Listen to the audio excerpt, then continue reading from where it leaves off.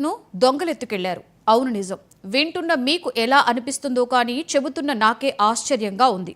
ఒక తాగునీటి ప్రాజెక్ట్ని దొంగలు ఎత్తుకెళ్లారు అంటే నమ్మడం కష్టమే కానీ ఆదిలాబాద్ జిల్లాలో నిజంగా అదే జరిగింది. కోట్ల రూపాయలు ఖర్చు పెట్టి ప్రారంభించిన ప్రాజెక్టు నిర్మాణం పూర్తి కాకముందే దారుణంగా బాగా పాడైపోయింది. అధికారులు కానీ పాలకులు కానీ కనీసం ఇటువైపు తొంగి చూడలేని పరిస్థితి.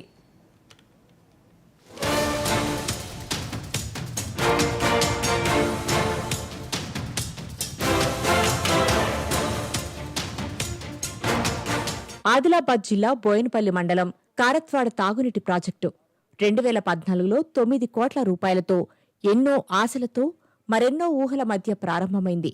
పనులు మొదలైన తర్వాత నత్తనడకగా సాగాయి. భవనాలు నిర్మించారు, కానీ మోటార్లు, పైపులు ఫిక్స్ చేయకుండానే తీవ్ర జాప్యం చేశారు. దీన్ని చూసిన దొంగలు ఆ అవకాశాన్ని వదలలేదు.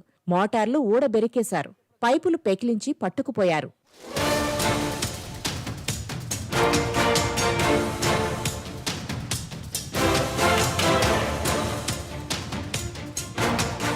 దాదాపు 90 కోట్ల రూపాయలతో ప్రారంభించిన ప్రాజెక్టును పూర్తి చేయడంలో విపరీతమైన జాప్యం చేయడం అలవాటైన అధికారులు మోటార్లు, పైపులను దొంగలు ఎత్తుకెళ్లినా పట్టించుకున్న పాపాన పోలేదు. పాలకులకు ఇటువైపు తొంగి చూసే సమయం కూడా లేకుండా పోయింది.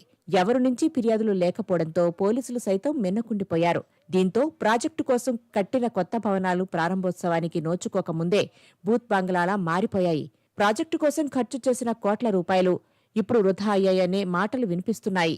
ప్రజలకు మంచినీళ్లు ఇచ్చి తాగునీటి సమస్య లేకుండా చేయాలని మొదలెట్టిన ప్రాజెక్టు ఇప్పుడు మందుబాబులు, పేకాట రాయళ్లకు అడ్డాగా మారిందే.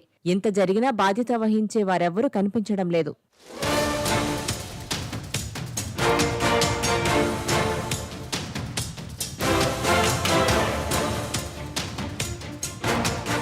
ప్రజల తాగునీటి కష్టాలు తీర్చాలన్న సంకల్పం కలలా మారిపోయింది. ప్రాజెక్టు నిర్మాణం పూర్తి చేయకుండా అటకెక్కించి కోట్ల రూపాయలు గంగపాలు చేశారు. ప్రారంభోత్సవానికి ముందే ఆలనా పాలనా లేక భవనాలు బూత్ బంగ్లాగా మారడంతో అసాంఘిక శక్తులకు అడ్డాగా మారింది. మందుబాబులు, పేకాట రాయలకు కేంద్రంగా మారింది.